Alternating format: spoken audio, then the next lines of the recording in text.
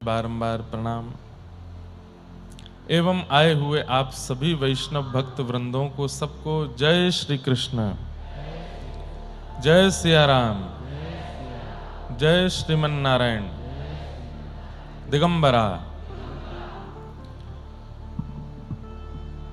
ऐसी अद्भुत तिथियों में कथा का क्रम हो रहा है श्री दत्त धाम में। बैसाख का महीना और लगभग समस्त आचार्यों के प्राकट्य की तिथियां इन्हीं दिनों में आती हैं। कल हम लोग आद्य गुरु शंकराचार्य भगवान का भी प्राकट्य दिवस मना रहे थे। साथ ही साथ परसों जिनका चरित्र हम सुन रहे थे श्री सूरदास जी, कल उनकी भी जन्म तिथि थी, कल उनका भी प्राकट्य दिवस था, सूरदास जी। आज हमारे परमाचार्य भाष्यकार शेषावतार श्री रामानुज स्वामी जी का मंगल प्रादुर्भाव दिवस है। ऐसे आचार्य प्रवर जिनके भूमंडल पर आने से द्रविड़ से लेकर के उत्तर भारत तक सब जगह भक्ति का ऐसा स्वरूप स्थापित हुआ। हमारे भक्तमाल कार श्री नाभा जी तो भाष्यकार शेषावतार स्वामी जी के लिए एक छप्पे में एक बात कहते हैं, और यहाँ कई सारे लोग, कई सारे बालक रामानुज दास और दासियां बैठे हैं जो इस परंपरा में दीक्षा ले चुके हैं, और आगामी 1, 2, 3 तारीख को भी यहाँ गुरु शिष्य मिलन कई सारे शिष्य आ भी रहे हैं, और कई नवीन दीक्षाओं का भी क्रम होने वाला है। सहस आश्य उपदेश कर जगत उधारण जतन कियो, गोपुर हुए आरूढ़ उच्च स्वर मंत्र उचार्यो, सूते नर परे जाग 32 श्रवण निधार्यो, तितनई गुरुदेव पद्धति भई न्यारी न्यारी, गुरु तारक शिष्य प्रथम भक्ति बपु मंगलकारी, कृपण पाल करुणा समुद्र रामानुज सम नहीं भयो, सहस आश उपदेश करी जगत उधारण जतन कियो। श्री नाभाजी रामानुज स्वामी जी के विषय में कहते हैं, ऐसे आचार्य हुए ही नहीं हैं पृथ्वी पर जैसे रामानुजाचार्य जी। कृपण पाल करुणा समुद्र रामानुज सम नहीं भयो। रामानुजाचार्य जी की सबसे बड़ी विशेषता क्या थी कि आपने अत्यंत दीनों को, अत्यंत कृपणों को भी स्वीकार किया। और ऐसी वार्ता आती है कि रामानुजाचार्य जी जब पृथ्वी पर आगमन होने वाला था, अपनी इच्छा से नहीं आ रहे थे। ठाकुर जी ने आज्ञा की कि आप पृथ्वी पर जाओ और जाकर के जो भक्ति का स्वरूप लोप होता जा रहा है उसको पुनः प्रतिष्ठित करो। तब शेषावतार भगवान शेषनाग ने कहा, नाथ मैं नहीं जाऊंगा पृथ्वी पर। क्यों नहीं जाएंगे? बोले आप कृपा करने से पहले गुण और अवगुण का विचार करते हो, शरण में आए हुए के गुण अवगुण देखते हो, इसलिए मैं नहीं जाऊंगा। अब बेचारा कोई अवगुणी है और उसको मैंने यदि मंत्र दीक्षा प्रदान कर दी और उसके बाद वो आपकी शरण में आकर के आप कहने लगो कि नहीं इसमें तो ये दोष है, ये दोष है, ये मेरा अधिकारी नहीं है, इसको मैं स्वीकार नहीं कर पाऊंगा, तो नाथ मेरा पृथ्वी पर जाना तो व्यर्थ हो जाएगा। कलिकाल में तो सब कृपण लोग ही हैं, कलिकाल में तो सब किसी ना किसी दोष, किसी ना किसी भाव से युक्त ही हैं। आप इतने दोष विचार करने लगोगे तो लोग, मेरा पृथ्वी पर जाना श्रेयस्कर कैसे होगा? तब ठाकुर जी ने वचन देकर के रामानुजाचार्य जी से कहा कि हे रामानुजाचार्य जी, आप जिस किसी को भी मेरी सन्निधि में लाएंगे उसकी भुजा के मूल पर शंख चक्र अंकित कर देंगे, उसके माथे पर उर्ध्वपुंड धारण करा देंगे, उसके एक नहीं अनेक जन्मों के कितने भी पाप हो, कितने भी उसकी कृपणता हो, कितने भी उसकी कुटिलता हो, हम सब भुला करके उसको स्वीकार करेंगे। ये हमारा वचन है। मतलब कितनी अच्छी बात है कि ठाकुर जी ने आज्ञा की कि शेषनाग जी आप पृथ्वी पर जाकर के भक्ति का प्रचार करो, तो उन्होंने शर्त रख दी है। बोले मैं नहीं जाऊंगा। क्यों? बोले आप दोष नहीं विचारोगे, जिस किसी को भी आपके सामने लेके आऊंगा आप तुरंत उसको स्वीकार करोगे।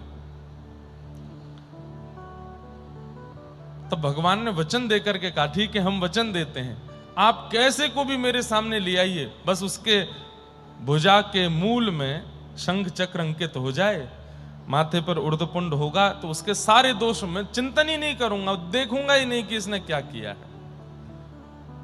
येनम रक्ष जगन्नाथ बहु जन्मापराधनम, बहुत जन्म के अपराधी लोग हैं, उनकी रक्षा करने का जब वचन भगवान ने लिया तब शेषनाग भगवान पृथ्वी पर रामानुजाचार्य जी के रूप में प्रकट हुए। इसीलिए श्री भक्तमाल में नाभाजी कहते हैं, कृपण पाल करुणा समुद्र रामानुज सम नहीं बियो। रामानुजाचार्य जी जैसा करुणावंत आचार्य और श्री रामानुजाचार्य जी जैसा कृपणों पर दया करने वाला मैंने दूसरा आचार्य नहीं देखा, ऐसा नाभाजी कह रहे हैं। अरे कहां तक कहें, जब श्री रामानुजाचार्य जी महाराज द्वादश तिलक धारण करके त्रिदंड हाथ में लेकर के और तिरुपति बालाजी दर्शन करने के लिए गए, तिरु नारायण भगवान का जब दर्शन करने के लिए गए, तब वेंकटेश भगवान कहते हैं रामानुजाचार्य जी एक बात बताइए। बोले क्या? मैंने रामावतार ग्रहण किया था, त्रेता में हम राम बनकर के आए और मैंने हल्ला करके पूरे जगत में ये बात फैला दी थी कि जो मेरी शरण में आएगा उसको मैं स्वीकार करके मुक्ति प्रदान करूंगा, अपने लोक की प्रदान करूंगा, अपने चरणों में वास दूंगा। इतने पर भी 3 या 4 लोग ही आए मेरे पास। पहला कौन आया? बोले पहला जयंत आया, उसको ब्रह्मा जी ने भेज दिया था, बोले भगवान के पास जाओ। नारद जी ने बड़ा धक्का दे दे करके भेजा, तब जाके मेरी शरण में आया, उस पर मैंने कृपा की। ये तिरुपति बालाजी भगवान कह रहे हैं। महाराज जी मुझे संभवतः ग्रंथ का नाम तो नहीं पता है, पर किसी हमारे 18 पुराणों में से ही किसी पुराण में ये बात अंकित है कि श्री तिरुपति बालाजी का दर्शन यदि किसी व्यक्ति ने किया है, जिस समय तिरुपति बालाजी सामने खड़े आप उन्हें देख रहे हैं, तो आप ये विश्वास मान लीजिए कि आप साक्षात प्रभु श्री राम का दर्शन कर रहे हैं वो नारायण स्वरूप में, है वो नारायण रूप में। लेकिन राम जी के दर्शन का जो फल त्रेता के लोगों को मिला, आज कलिकाल में तिरुनारायण भगवान तिरुपति बालाजी का दर्शन करने से वही फल मिलता है जो राम जी के दर्शन का फल है। ऐसे प्रभु श्री तिरुपति बालाजी। तो रामानुजाचार्य जी जब दर्शन करने गए तो तिरुनारायण भगवान बोले कि एक बात बताइए। बोले क्या? मैं राम बनकर के आया था त्रेता में और मैंने खूब हल्ला करके कहा कि मेरी शरण में आओ, मैं सबको मुक्ति प्रदान करूंगा, अपने लोक प्रदान करूंगा, इस भवसागर से तार दूंगा, पुनरपि जननम पुनरपि मननम, ये सब चक्र में नहीं पड़ना पड़ेगा, मेरी शरण में आ जाओ। इतने पर भी 3-4 लोग ही आए मेरे पास। पहला जयंत आया और वो भी आया नहीं था, धक्के मार के भेजा गया था। दूसरा, बोले जितने भी आए सब धक्के खा के ही आए। बोले दूसरा कौन आया? बोले सुग्रीव आया था, वो भी बाली से मार खा करके आया था, छुपा बैठा था किष्किंधा में, तब जाकर के मेरी शरण में आया, आकर के कहा नाथ मेरी रक्षा करो। तीसरा कौन आया? बोले तीसरा विभीषण आया, उसको भी धक्के मार के भैया ने भगा दिया था। मतलब इतना कहने पर भी कि मैं भगवान हूं, मेरे दर्शन करो, मेरी शरण में आओ, मैं तुम्हें मुक्ति प्रदान करूंगा, इतने पर भी 3-4 लोग ही मेरे पास आए। कृष्णावतार में भी अर्जुन सरीके कुछ 2-4 लोग ये आ गए, पर कलिकाल में आप आचार्य लोग क्या करते हैं कि हजारों वैष्णव आपके शिष्य हो जाते हैं और आपके आगे पीछे चलते हैं, आप जैसा बोलते हैं वैसा बोलते हैं, आप जैसा जहां बैठने को बोल देते हैं वहां बैठ जाते हैं। इतने हजारों लाखों आपके शिष्य हैं, ये आचार्य जन ऐसा क्या करते हैं कलिकाल में? हमने तो खूब कहा था कि हम भगवान हैं, हमारी शरण में कोई नहीं आया, आप तो आचार्य हो, फिर भी आपके इतने शिष्य कैसे हो जाते हैं? और ये सब शिष्य आपकी बताई गई क्रिया को करने में इतनी तत्परता कैसे ले आते हैं? ऐसा क्या है आपके पास? हमें भी बताइए जरा। भगवान पूछ रहे हैं रामानुजाचार्य जी से। रामानुजाचार्य जी बोले, मंदिर में बैठ करके प्रश्न कर रहे हो हैं? प्रश्न करता तो मंदिर में बैठा है, सोने के छत्र के नीचे बैठा है, और जिससे प्रश्न किया जा रहा है उत्तर देने वाला बाहर दर्शनार्थी बन के खड़ा है। ये कोई विधा है? मंदिर से बाहर आइए पहले। ठाकुर जी मंदिर से बाहर आ गए, लेकिन जब बाहर निकल के आए तो छत्र चमर सब चल रहे थे संग में। 2 लोग चमर करते चल रहे हैं, छत्र लेके चल रहे हैं। बोले, प्रश्नकर्ता को दीन बनना चाहिए, आप कैसे छत्र चमर लेकर के प्रश्न कर रहे हो हमसे? ये छत्र चमर हटाइए। ठाकुर जी ने छत्र चमर भी हटा दिया। हट जाओ भैया, अब बताइए ऐसा क्या है आपके पास जो इतने जीवों का उद्धार आप करते हो? रामानुजाचार्य जी बोले, उत्तर देने वाला नीचा है और प्रश्न करने वाला ऊंचा है, आप बहुत ऊपर हो, थोड़े नीचे झुको। ठाकुर जी नीचे झुक गए। तिरुपति बालाजी बोले, अब? बोले, प्रश्न करने वाले को मुकुट पहनना चाहिए, मुकुट उतारिए, नीचे धरो। मुकुट उतार के धर दिया। बोले, भगवान अब तो बताओ। बोले, लाइए अपना दाहिना कान हमारी तरफ करो। भगवान ने जैसे ही कान आगे किया, आहा, तुरंत दोनों हाथ रख करके अपना ही एक वस्त्र था अंग का, ठाकुर जी के शीश पर डाल करके हमारी रामानुज परंपरा का जो मूल मंत्र है, गुरु मंत्र है, अष्टाक्षर मंत्र है, तुरंत ठाकुर जी के कान में बोल दिया। जैसे ही अष्टाक्षर मंत्र ठाकुर जी के कान में बोला,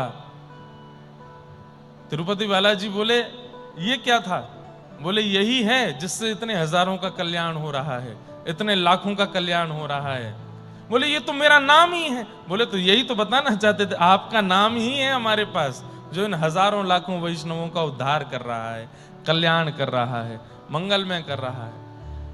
ठाकुर जी बड़े प्रसन्न हुए। जय हो रामानुजाचार्य जी आपकी, हमारा नाम और हमारे नाम से ही इतना उद्धार कर रहे हैं। नाम ही नहीं कर पा रहा है, पर नामी के नाम से आचार्य जन कर रहे हैं। रामानुजाचार्य जी हल्के से मुस्कुराते हुए बोले, अब याद रखिए। बोले, क्या दीक्षा हो गई है आपकी? कान में मंत्र बोल दिया है हमने। ठाकुर जी ने तुरंत हाथ जोड़ करके कहा, ठीक है, अब पूरे दक्षिण भारत में आप हाथ जोड़ के विराजिए, पर तिरुनारायण तिरुपति में आप आशीष की मुद्रा में विराजो। और आज भी तिरुपति बालाजी में रामानुजाचार्य जी आशीष की मुद्रा में है। और जितने भी रामानुज वैष्णव हैं संसार में, सबके इष्ट हैं नारायण, सबके स्वामी हैं नारायण, पर तिरुपति बालाजी रूप में हम सबके गुरु भाई हैं श्री तिरुपति बालाजी। क्यों? श्री रामानुजाचार्य जी ने उनको अष्टाक्षर मंत्र देकर के शिष्य बनाया। ऐसे श्री रामानुजाचार्य जी, जिनका आज सुंदर प्राकट्य दिवस है, गोपुर हुए आरूढ़ उच्च स्वर मंत्र उचार्यो। आपको गुरु दीक्षा जब प्राप्त हुई, उसके बाद आपने अपने गुरुदेव से 18 बार जिज्ञासा की कि मुझे इस मंत्र का अर्थ बताइए, ये अष्टाक्षर मंत्र जो है इसकी विधि बताइए। बार बार गुरुदेव उनकी परीक्षा लेते और कहते, आज नहीं कल बताएंगे, कल नहीं परसों बताएंगे। इस प्रकार श्री रामानुजाचार्य जी ने अनेक बार प्रयास किया। अंत में जाकर के आचार्य चरण ने जब अष्टाक्षर मंत्र की विधि बताई, और विधि जान करके आप जैसे ही अष्टाक्षर मंत्र करने बैठे हैं, जैसे ही गुरु मंत्र का, अष्टाक्षर मंत्र का, मूल मंत्र का केवल पहला शब्द बोला है, मन में उसका चिंतन किया है, इतने में ही आपको सुंदर केसर कपूर की सुगंध आने लगी। और जैसे ही आपने नेत्र खोल करके देखा, शंख चक्र गदा पद्मधारी श्रीमन नारायण भगवान सामने खड़े हैं और रामानुजाचार्य जी को दर्शन दे रहे हैं। मतलब गुरु मंत्र प्राप्त होते ही पहले जप में ही ठाकुर जी ने प्रकट होकर दर्शन दे दिया। रामानुजाचार्य जी ने जैसे ही देखा कि ठाकुर जी सामने खड़े हैं, आपने ठाकुर जी को प्रणाम करना भूल गए, तुरंत दौड़ करके गए और श्री रंगनाथ मंदिर के गौपुर पर चढ़ गए और जोर जोर से अष्टाक्षर मंत्र बोलने लगे। आपके गुरुदेव ने मना किया था कि गुरु मंत्र किसी को सुनाना नहीं है, पर आपने जाकर के गौपुर है आरूढ़ उच्च स्वर मंत्र उच्चार्यो।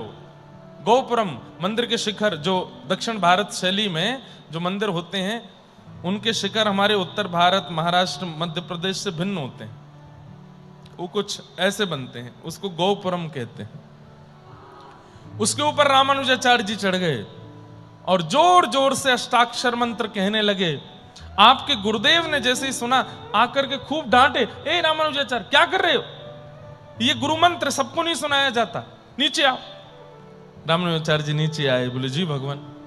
बोले ये मंत्र तुम इतनी जोर से, मैंने मना किया था किसी को नहीं सुनाना है, तुम ऊपर चढ़ करके ढिंडोरा पीट के सबको सुना रहे हो।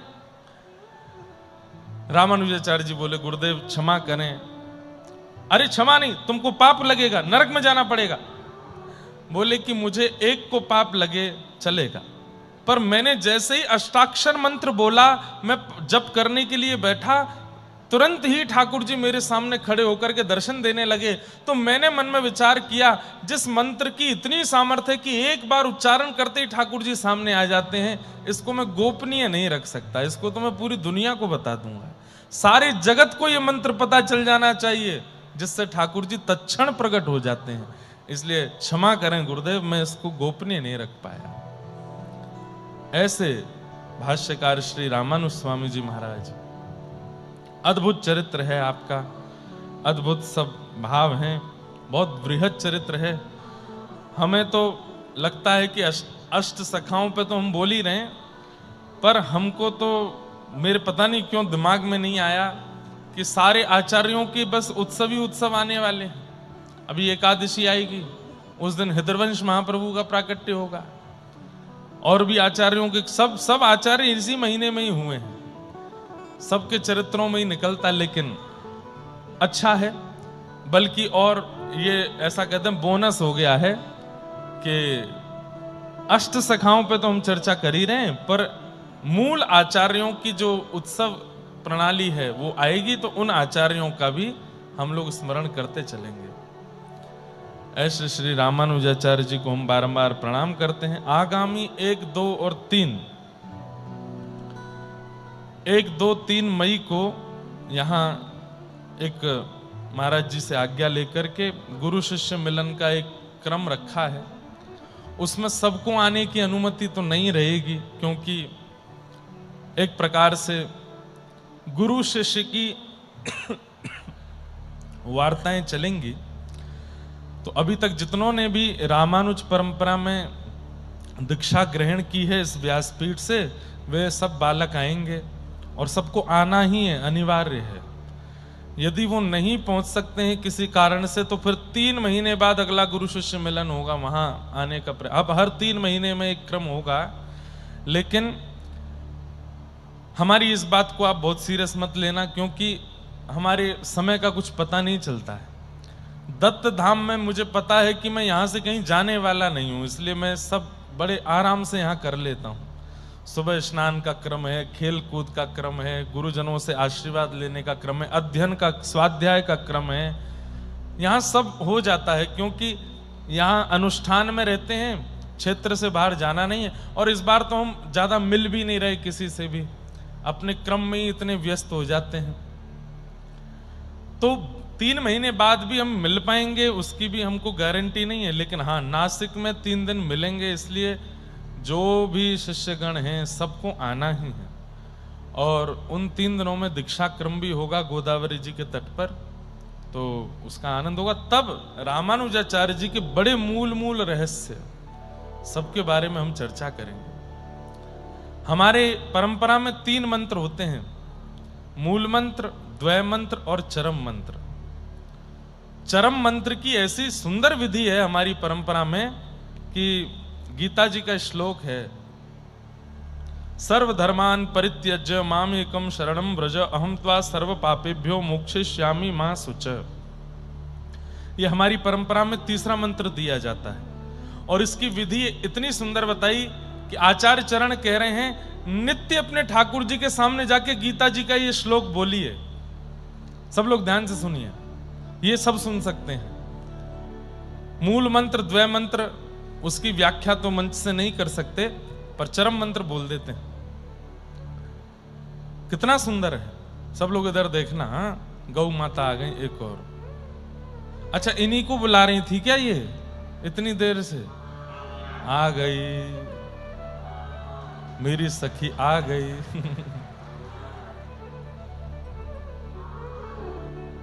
या मुझे लग रहा है कि हमारे इनके सामने हमारे एक बड़े प्रेमी परिकर के बैठे हैं, कहीं वो इनकी सामग्री उठा के खा नहीं गए हों, इसलिए तो नहीं रो रही हैं, क्योंकि उनको भी हरी हरी चीजें बहुत प्रिय लगती हैं।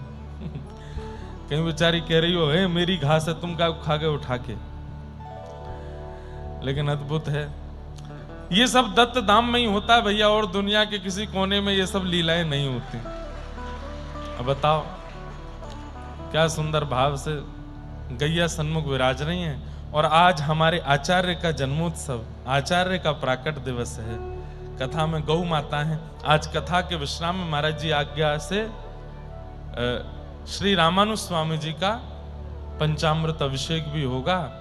और वैसे मन में एक बधाई बंसी तो रही थी, एक लाइन बंसी भी गई थी, लेकिन पूरी हो नहीं पाई। आ रहे थे शब्द, हमने पेन मंगाया तो आचार्य जी थोड़ा विलंब से आए, तब तक वो सब शब्द चले गए। लेकिन जरूर कुछ ना कुछ बधाई का क्रम बन जाएगा।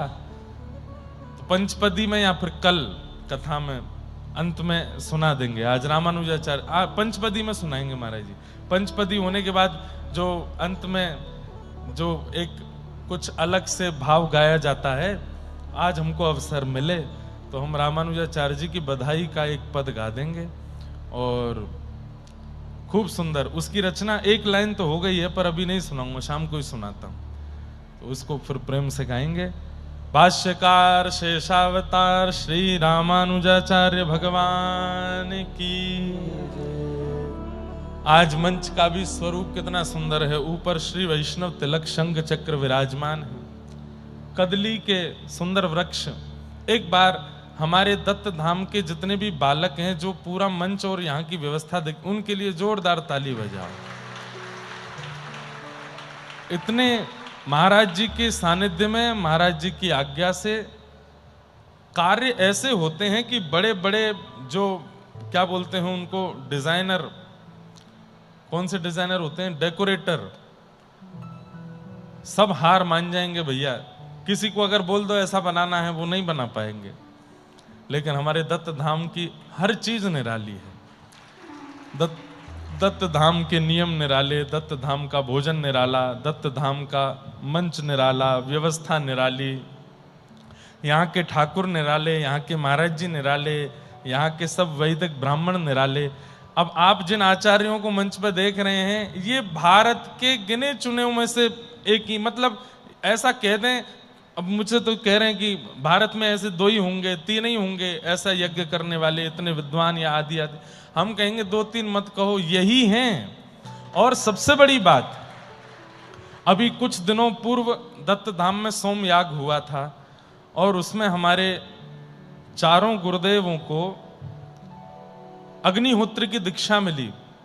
अब ये कितनी बड़ी बात है कि जिस भूमि पर हम लोग अभी बैठे हैं दत्त धाम में, इस वक्त भारत की एकमात्र पहली ऐसी भूमि होगी जहां एक साथ अलग अलग शाखाओं के 4 अग्निहोत्री विराजमान है। ऐसा और भारत में कहीं नहीं है, केवल दत्त धाम में।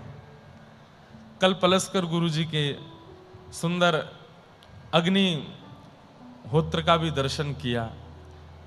कितना नियम से, कितना संयम से, और कितने मतलब अद्भुत है। कैसे कर रहे हैं ये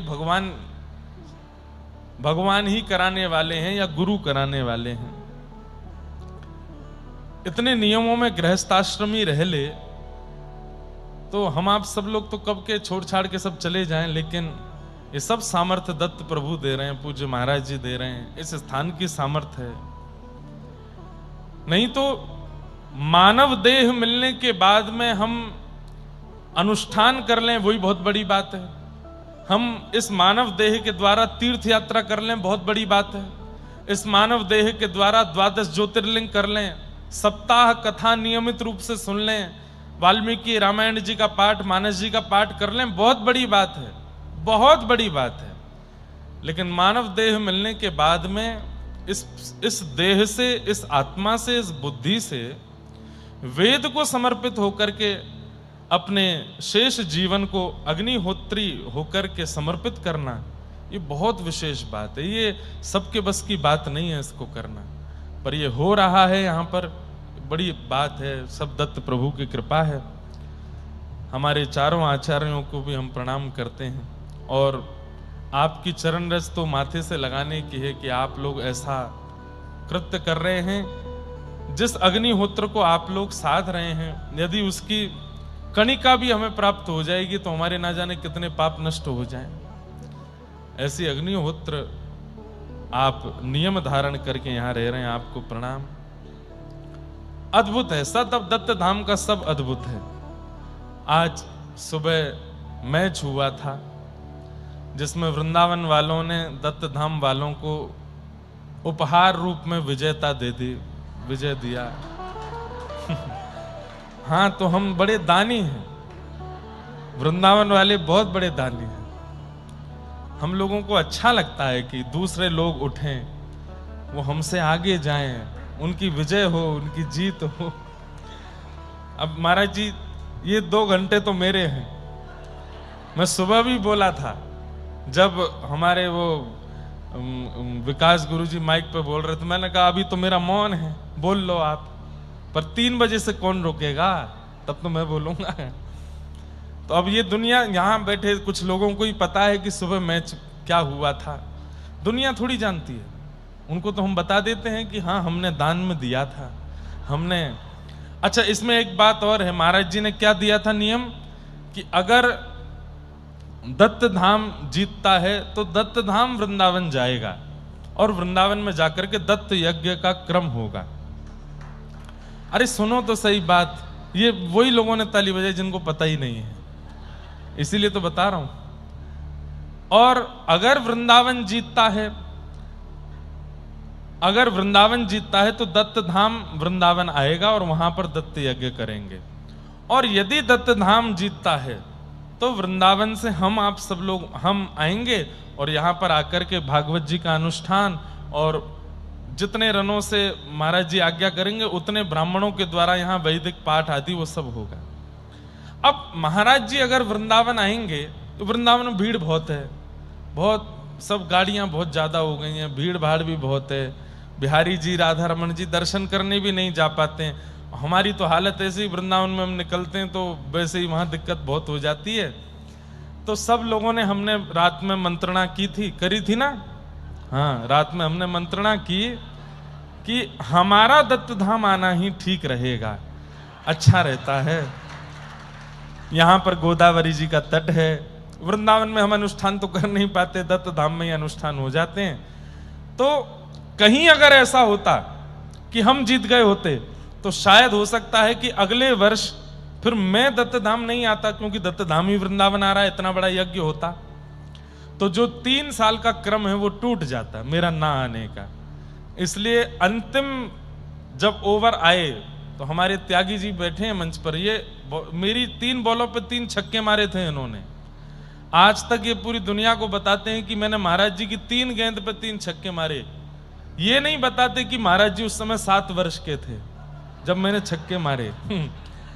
तो इनकी बैटिंग आई तो फिर इन्होंने ही कहा कि महाराज जी हम जीतने में तो अभी 6 रन ही बचे हैं बस, लेकिन हम चाहें तो 1 छक्का मार दें, लेकिन दत्त धाम आना रुक जाएगा, इसलिए आपकी क्या आज्ञा। मैंने कहा छोड़ दो, आउट हो जाओ। और उसी से सब ये क्रम बना, और आज के जो विजेता हुए वो दत्त धाम नासिक हुआ।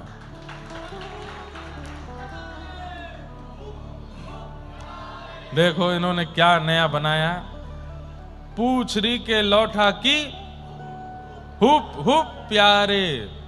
ये तो हम ब्रजवासी बोलते हैं, अब ये क्या बोल रहे हैं, अवधूत चिंतनारे धूप धूप प्यारे। जितनी तेज धूप पड़ती है उतने चार्ज हो जाते हैं दत्त धाम के लोग। जाने मतलब क्या कोई ऊपर से कौन सी एनर्जी आती है सूरज में से, हम तो एनर्जी निकल जाती है सबरी, इनके अंदर पता नहीं कहां से आते हैं।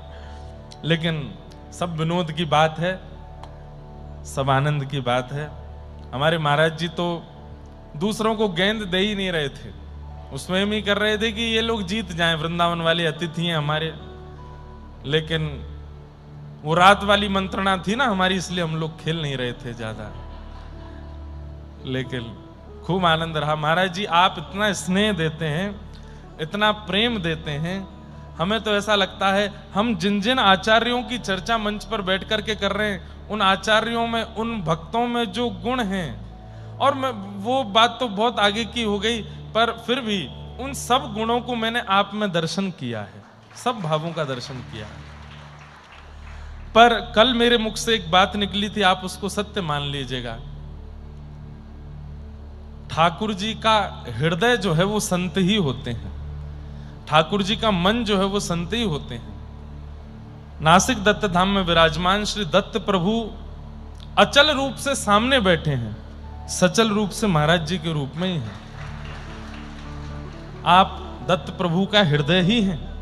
आज मैं अनुभव कर रहा था, महाराज जी जो बार बार गेंद फेंक रहे थे वो इसीलिए था कि ये लोग जीत जाएं, वृंदावन वाले जीत जाएं। लेकिन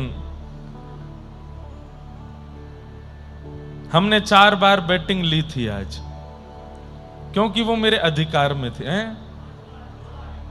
तुम तो भैया बोलो ही मत, हैं एम्पायर जी। हमने 4 बार ली थी आज बैटिंग, और उसको लेने का कारण ये था कि भाई हम व्यास हैं, कुछ तो हमको मिलना चाहिए ना। तो दक्षिणा में 3 बैटिंग हमने एक्स्ट्रा ली थी। तो महाराज जी वो दक्षिणा थी हमारी, वो 3 बैटिंग एक्स्ट्रा मिल गई थी। और ये तो केवल वार्म अप मैच था, अभी 2-4 दिन बाद फिर से एक और मैच करेंगे। लेकिन अब की बार 24 ओवर का नहीं होगा, अब की बार 10 ओवर का होगा। 10 ओवर के 3 मैच करेंगे, 30 ओवर हो जाएंगे। 10-10 ओवर होंगे, एक ही दिन में हूं। और 3 मैच में, मतलब 3 मैच में फाइनल पता चल जाता है ना, 2 मैच जो जीत गया वो विजेता। और फिर उसके लिए फिर महाराज जी कुछ क्रम बता देंगे तो वो करेंगे, तो खूब आनंद होगा। अभी तो कथा बची हमारी, खूब 11-12 दिन और हैं, तो और आनंद करेंगे। 3 दिन पहले एक लीला घटी थी कालिया नाग मर्दन के। 3 दिन पहले बोले क्या, पिय को नाच से खावत प्यारी, पिय को नाच से खावत प्यारी। श्री प्रिया जी, किशोरी जी ठाकुर जी को नृत्य करना सिखा रही थी 3 दिन पहले।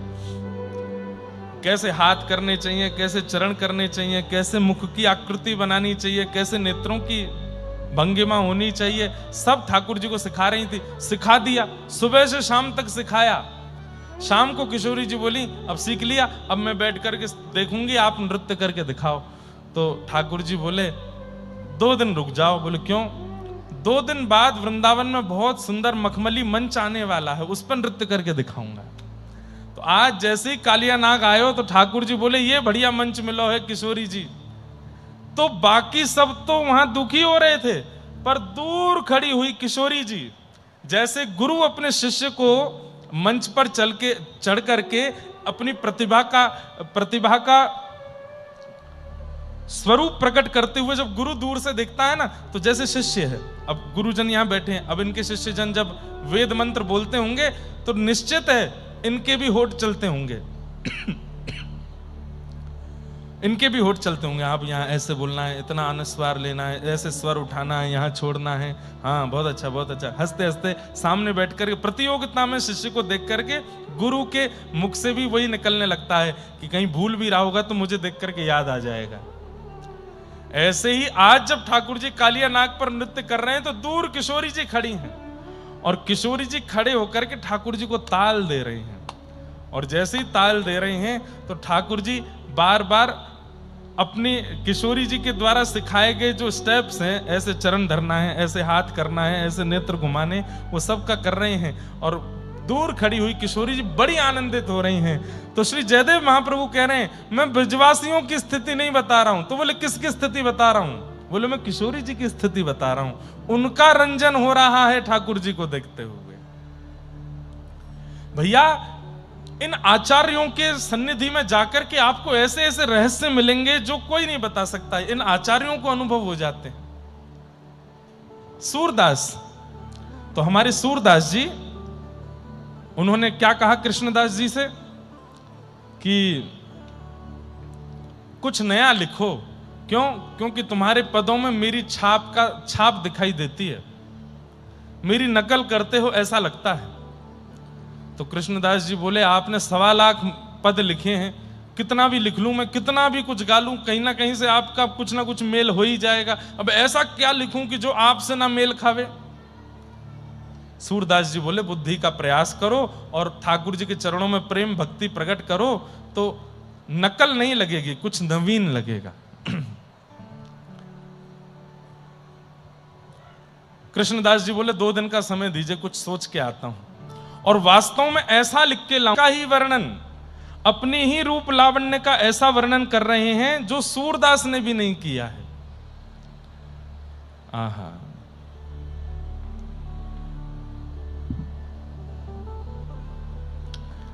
आवत बने कान गोप, आवत बने कान गोप, बालकन संग चेचुकी खुर रेणु चुरित अलकावली,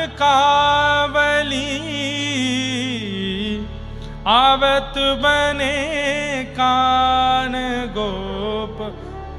कृष्णदास जी के शब्द नहीं है, सूरदास जी के शब्द नहीं है, स्वयं जगत नियंता जगदाधार परमात्मा श्री कृष्ण अपने हाथों से लिख रहे हैं ये शब्द।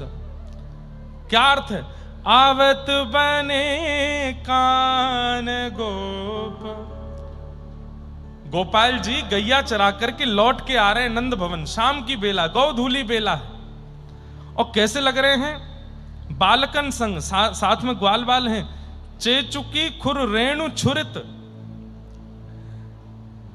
खुर की जो रेणु है, गैया जब चलती हैं तो उनके खुर से जो रेणु निकलती है, वो रेणु ठाकुर जी के अलकावली मतलब सुंदर घुंघराल हृदय को घायल कर देता है। किसी व्यक्ति का बोलना हृदय को घायल कर देता है, किसी व्यक्ति का स्पर्श अत्यंत सुख दे देता है। लेकिन ठाकुर जी जब चरण उठाते हैं और अगली तरफ चरण जब रखते हैं, उस गति को ही कोई देख लेता है तो उसका हृदय मानो जैसे पिघल जाता है। कैसी चाल है? बोले मोह मत मघ चाप, एक मतवाला हाथी जैसे मदमस्त होकर के चलता है, ऐसे श्याम सुंदर चल रहे हैं। बंक लोचन बाण, नेत्रों से क्या कर रहे हैं? बोले अपनी बौं रूपी धनुष पर अपने नेत्र रूपी बाण को धरते हैं और खींच करके जैसे ही तिरछे करते हैं तो मानो जो सामने आता है उसके हृदय में जाकर के वो नेत्र रूपी बाण ऐसे लगता है घायल होके गिर जाता है वो। अब ये एक चिंतन का विषय है, ये चिंतन करने वाली बात है। स्वयं श्री कृष्ण अपने नेत्रों का वर्णन कर रहे हैं, बंक लोचन बाण। एक तो सबसे बड़ी बात कि ठाकुर जी के नेत्र जो हैं, वृंदावन श्री कृष्ण चंद्र जो हैं, इनके पूरे नेत्र नहीं खुलते, पूरे नेत्र नहीं खोलते ठाकुर जी, आधे नेत्र खोलते हैं। ये नेत्रों की जो पुतली है बीच की काली काली, ये आधी ऊपर की पलक में ढकी रहती है, आधे ही दिखते हैं। मतलब जैसे कोई मदमस्त, कोई कहने में थोड़ी अटपटी बात लगती है, लेकिन कोई ऐसे पदार्थ को खाकर के व्यक्ति थोड़ा नशे में मस्त हो जाता है, उसके नेत्र जैसे चढ़ जाते हैं, ऐसे ठाकुर जी के नेत्र 24 घंटा रहते हैं। यहां देखो, यहां देखो, यहां देखो, ये छवि मैं कह रहा हूं ना, सूरदास जी की वाणी नहीं है, कृष्णदास जी की वाणी नहीं है, स्वयं ठाकुर जी की वाणी है। हमने तुकाराम जी के पद सुने हैं, ज्ञानेश्वर मौली के पद सुने, जनाबाई के पद सुने हैं, पर विठोबा खुद अपना पद लिख रहे हैं।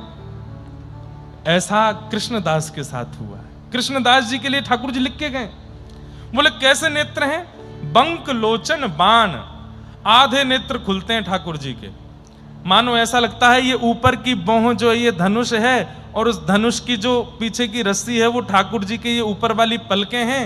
कभी कभी जब सामने से कोई आ जाता है जिस पर ठाकुर जी को अपने नेत्र बाण मारने हो, उसकी ओर देख करके ठाकुर जी अपने नेत्रों को थोड़ा इधर घुमाते हैं, मानो जैसे खींच लिया, यहां देख करके और फिर जैसे दोबारा उसकी ओर देखते हैं, मानो जैसे बाण चला दिया, अब खंजित होकर के वो गिर पड़ता है। ऐसे बाण जैसे नेत्र जिनके हैं।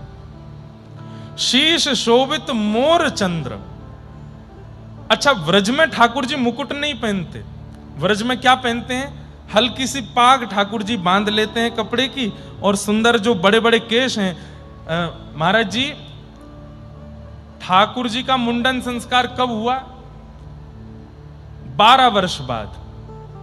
12 वर्ष में लाल जी के केश कितने बड़े हो गए होंगे, सोच लो। 12 वर्ष कोई बालक अगर अपना मुंडन नहीं करे जन्म से, एक तो जन्म के बाल कैसे होते हैं, घुंघराले, और वो घुंघराले केश बड़े होते होते होते होते कई बालक देखे हैं 2-2 3-3 साल उनके मुंडन नहीं होते, ऐसे ऐसे घुंघराले केश हो जाते, इतने सुंदर लगते हैं। ठाकुर जी के 12 वर्ष तक मुंडन नहीं हुआ।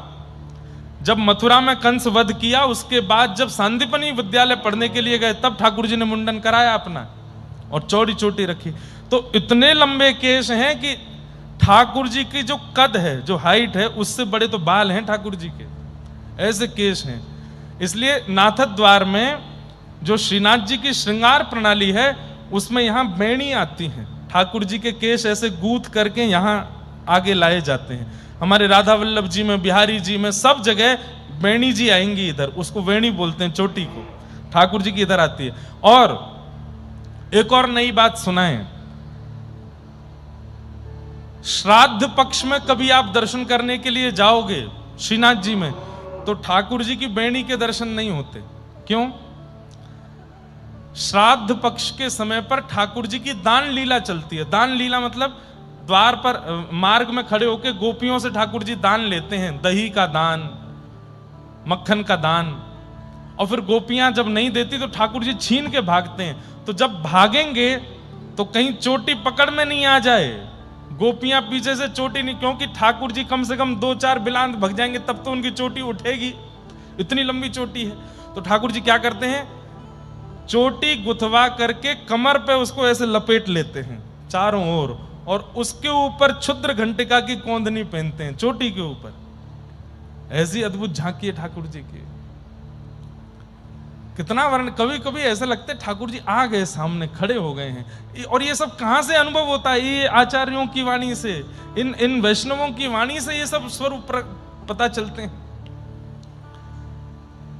आहा, शीश शोभित मोर चंद्र, सुंदर घुंघराले केशों को गूंथ करके ठाकुर जी एक यहाँ जूड़ा जैसा बना लेते हैं, उस पर एक पाग बांध देते हैं, उसमें एक मोर पिच्छ लगाते हैं। वैसे ठाकुर जी को प्रिय एक मोर पिच्छ नहीं, 5 मयूर पिच्छ का एक पेच बनता है, उसको ठाकुर जी पहनते हैं, जो ऐसे खुल जाए, उसको ठाकुर जी धारण करके रखते हैं। आहा, उदित उडुराज सुंदर, शिरोमणि भदन, निरक फूली नवल युवती कुमुदावली। आहा, सूरदास जी का दिमाग घूमना चाहिए। ऐसे शब्द लिखे हैं ठाकुर जी ने। क्या लिख रहे हैं? बोले जिस प्रकार सूर्य के प्रकट हो जाने पर, सूर्य के उदय होने पर बंद जितने भी पुष्प हैं वो अपनी अपनी कलियों को खोल करके खिल जाते हैं, ऐसे ही श्याम सुंदर जब गौचारण करके लौटते हैं, मुख पर रज लगी होती है, सिर में सुंदर मोर पिच्छ लगा है, और जैसे ही वृंदावन में प्रवेश करते हैं तो मुरझे हुए फूलों की तरह सब गोपियां रहती हैं। ठाकुर जी जब चले गए, जैसे ही लौट करके आते हैं, समस्त गोपियों के मुखमंडल प्रसन्नित हो जाते हैं, आनंदित हो जाते हैं, गोप ग्वाल सब खुश हो जाते हैं। जितने भी लोग ठाकुर जी की गौचारण लीला में नहीं जा पाए, वे सब आनंदित हो जाते हैं ठाकुर जी को वापस आता देख। आहा, अरुण सचुकत अधर बिंब फल उपहसत कछुक प्रगट होत कुंद दस नावली। अरुण सकुचत अधर, धीमे धीमे ठाकुर जी के अधर यानी कि होठ वो खुल रहे हैं। जब आकर के गोपियों को हंसता हुआ देखते हैं तो हल्की सी मुस्कान तो है, लेकिन जब और समीप आते हैं और गोपियों को, व्रजवासियों को प्रसन्न मुद्रा में देखते हैं तो ठाकुर जी के मुखमंडल पर और थोड़ी प्रसन्नता आने लगती है। और जैसे ही प्रसन्नता आते ही वो मुख खुलता है, थोड़े थोड़े ठाकुर जी की दंतावली का दर्शन होने लगता है। आहा, स्वर्ण कुंडल तिलक भाल बेसरी निकसनाल कंठ कौस्तुभ मणि सुभग त्रिवला बली।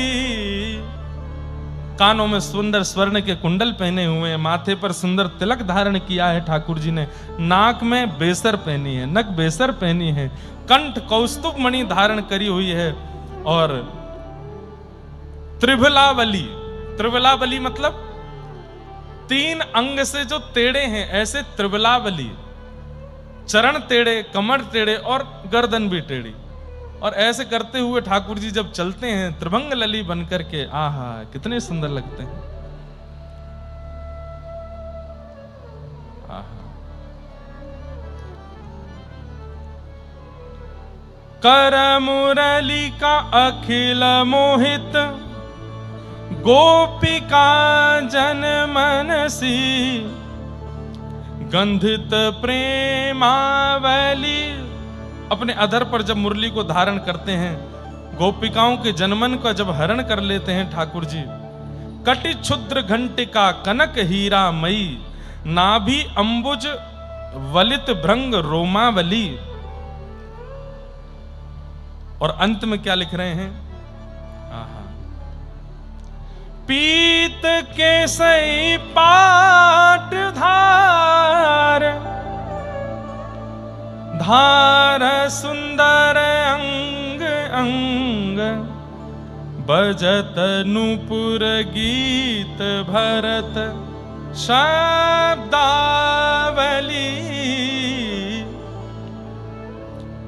केसर जैसे रंग की सुंदर पीली एक पटका पहना हुआ है और जब चल रहे हैं तो पैर के नूपुरों से जो छम छम छम झम झम झम जो शब्द प्रकट होना चाहिए वो छम छम नहीं हो रहा है। तो बोले क्या हो रहा है? बोले गीत भरत शब्दावली, मानो जैसे कोई खूब सुंदर स्वर में, तीखे स्वर में कोई गा रहा हो। ठाकुर जी के नूपुर ऐसे लगते हैं जैसे